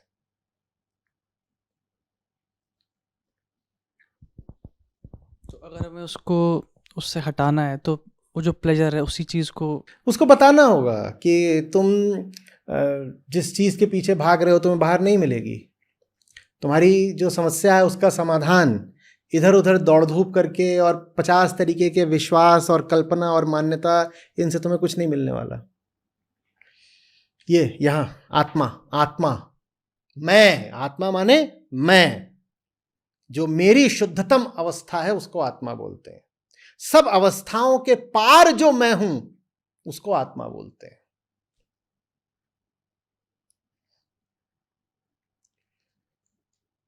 भगवान से ही जुड़ी एक और चीज़ रहती है आपकी किस्मत, कि भगवान ने जो है मेरी किस्मत में ये नहीं था, या मेरी किस्मत में जो है ये रहा। तो फिर किस्मत क्या है, उसको किस तरीके से देखा जाए? देखिए, आप जैसे पैदा होते हो तो बहुत सारी चीज़ें आपके हाथ में नहीं होती हैं ना। वो एक तरीके से विज्ञान की या गणितीय भाषा में बोलो तो वो एक्सटर्नल वेरिएबल्स हैं, जो आपके सिस्टम, जो आपका एक क्लोज्ड सिस्टम है उसके बाहर से ऑपरेट करते हैं। वो अनकंट्रोल्ड हैं, अनियंत्रित हैं, आपके हक में, आपके नियंत्रण में नहीं है वो।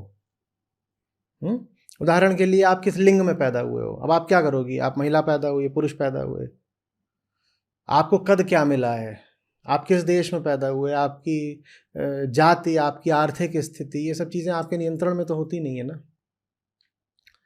तो ये सब चीज़ें जो हैं फिर प्रारब्ध कहलाती हैं, आप इसे कुछ कर नहीं सकते।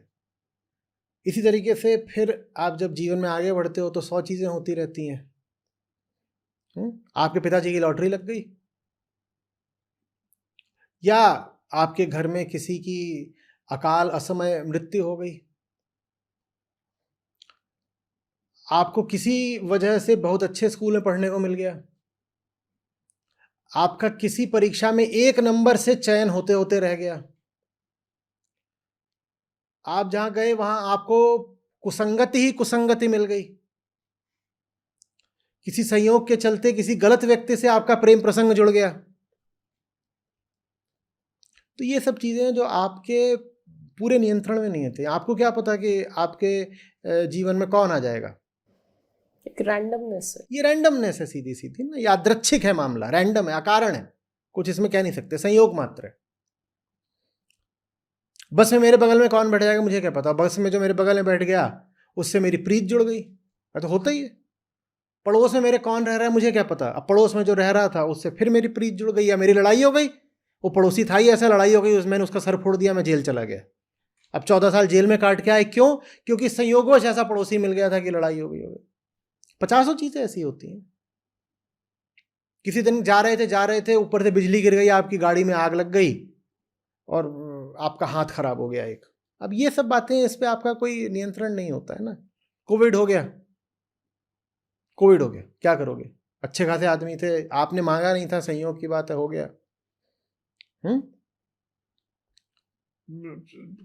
कॉलेज में आपके साथ जो बगल में लड़का बैठता था उसको सीट दे दी गई थी, वो बगल में ही बैठता था, वो ऐसे दूर रहता है या कहीं और किसी दूसरी क्लास में बैठता होता तो उससे आपको रिश्ता नहीं बनता, वो बगल में ही बैठता था। अब बगल में बैठते बैठते दोनों में रिश्ता बन गया, क्या करो? तो समझदार लोगों ने कहा कि इन सब चीज़ों पे हम बहुत ध्यान नहीं देते। जिस चीज़ पे मेरा नियंत्रण नहीं उसको बहुत महत्व नहीं, नियंत्रण नहीं तो महत्व नहीं। महत्व का मेरा पैमाना ही यही होगा कि क्या मेरा इस पर कुछ नियंत्रण या अधिकार है, और जिस चीज पे मेरा अधिकार नहीं उसको कोई महत्व नहीं।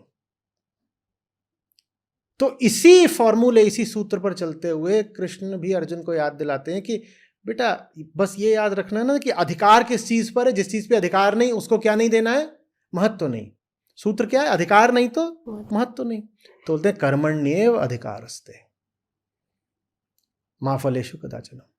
जब फल पर अधिकार नहीं है तो फिर फल का बोलो महत्व नहीं है, अधिकार नहीं तो फल पर अधिकार तो है नहीं, तो फिर फल का महत्व भी नहीं है। हाँ, लेकिन एक चीज इस पे अधिकार है, किस पे? अपने चुनाव पे। मैं क्या सोचूंगा, मैं क्या बनूंगा, मैं क्या करूंगा, उस पर मेरा पूरा अधिकार है, तो उसका फिर पूरा महत्व भी होगा। समझ में आ रही बात? तो महत्व बस उस चीज का है जहां मेरा चुनाव है। जहां मेरे चुनाव की कोई बात ही नहीं, उस चीज को मैं कोई महत्व नहीं देता। मेरा रंग काला है, मेरा क्या, मैंने चुना क्या, और नहीं चुना तो मैं क्या करूं इसमें? इस बात पे ना मैं अपमानित अनुभव करूंगा, ना लज्जित अनुभव करूंगा।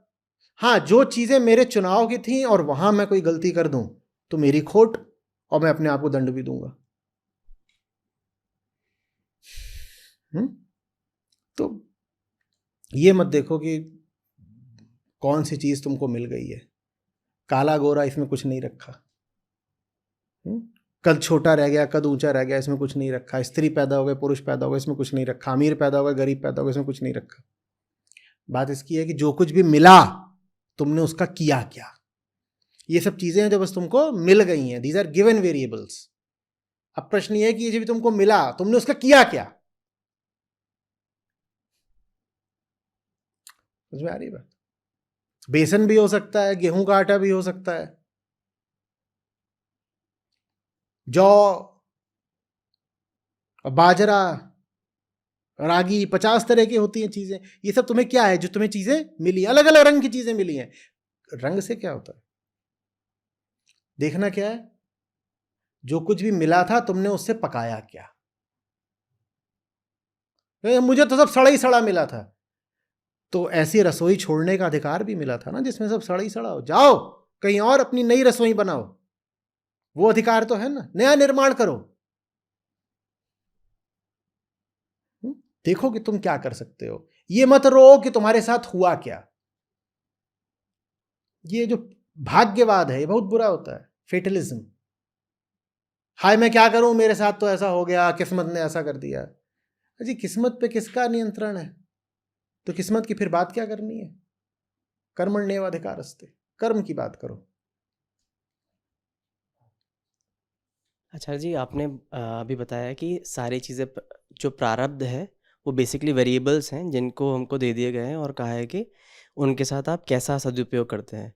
मगर उसी धर्म ने हमें कुछ चीट कोड्स दिए हैं, जैसे जिनको कहते हैं एस्ट्रोलॉजी, वैसे ही आता है वास्तुशास्त्र, और कहते हैं कि अगर आपके साथ कुछ गड़बड़ हो रहा है तो काल सर्प दोष है या ऐसा कुछ है, और उन चीट कोड से आप उन वेरिएबल्स को जो आपको लगता है कि मिला हुआ है उसके साथ एडजस्ट करना चाहिए।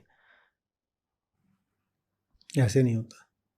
प्रकृति किसी का कहना नहीं मानती, उसके अपने नियम होते हैं। तुम्हारे शूशां से उसके नियम नहीं बदल जाते।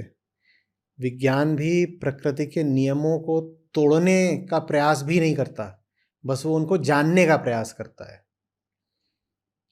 तो न्यूटन ने गुरुत्वाकर्षण न तोड़ दिया न बना दिया, उन्होंने बस गुरुत्वाकर्षण को जान लिया और एक सूत्र में, गणित के एक फॉर्मूले में अभिव्यक्त कर दिया कि फोर्स बराबर Gm1m2/r², और उसको कोई नहीं बदल सकता, कोई नहीं बदल सकता।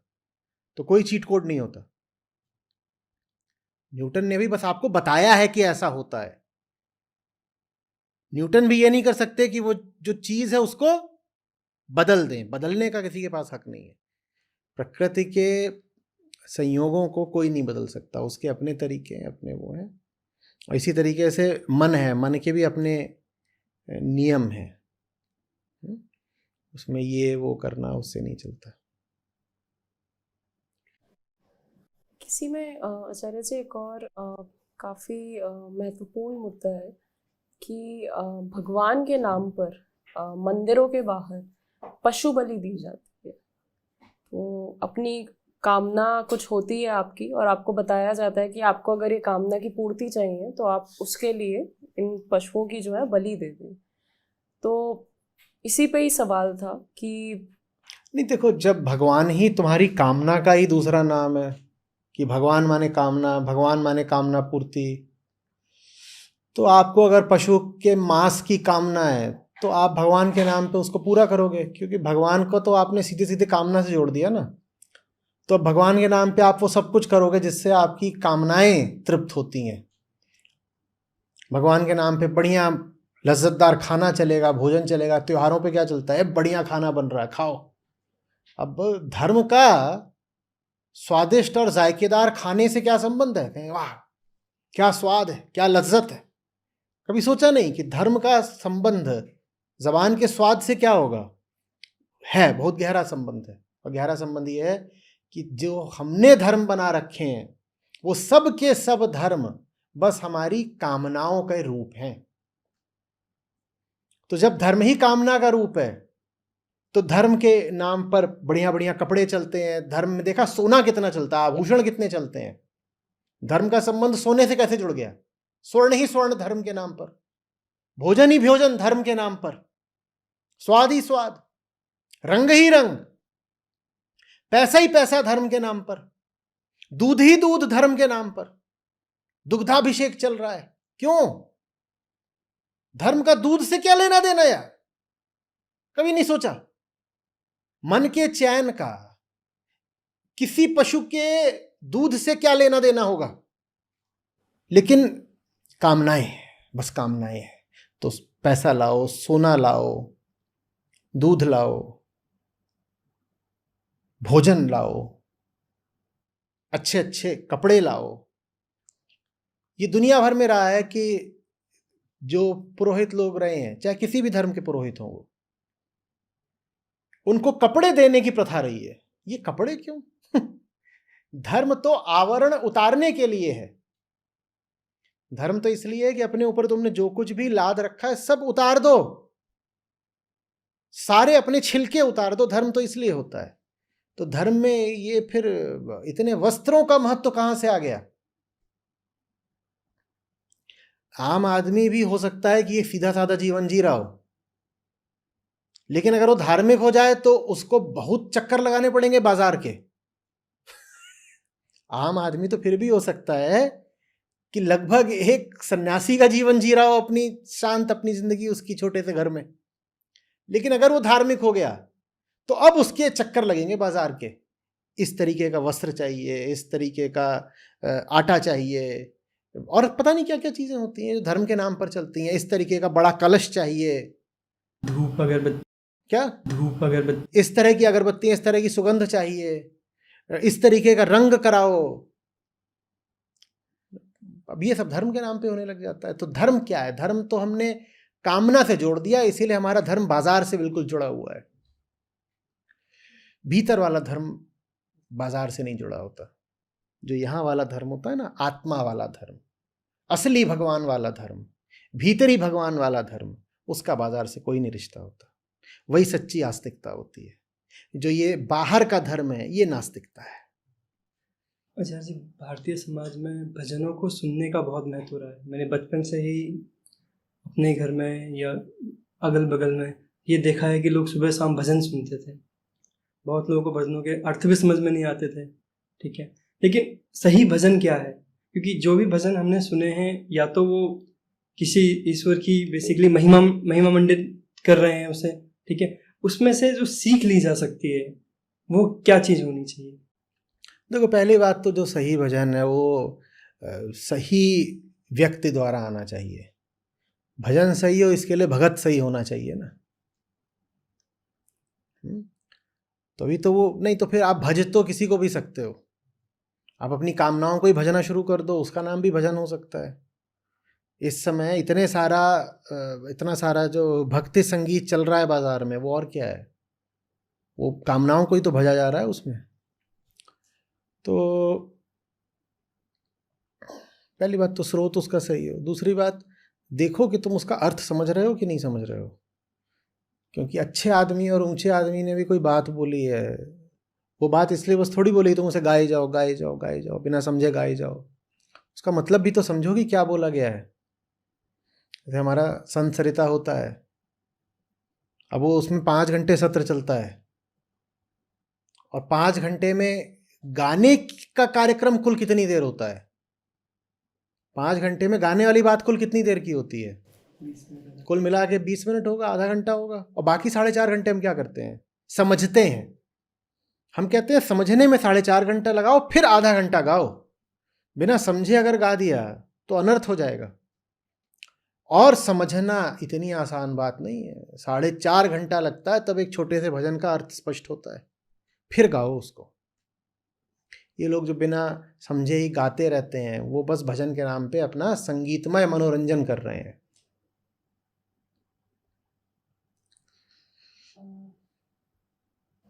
आपको भगवान स्पष्ट हो गए हैं? भगवान स्पष्ट हो गए हैं? बात समझ में आई है भगवान? तो लगाओ फिर छलांग भूतों पर। भूत इंतजार कर रहे हैं बहुत देर से सब।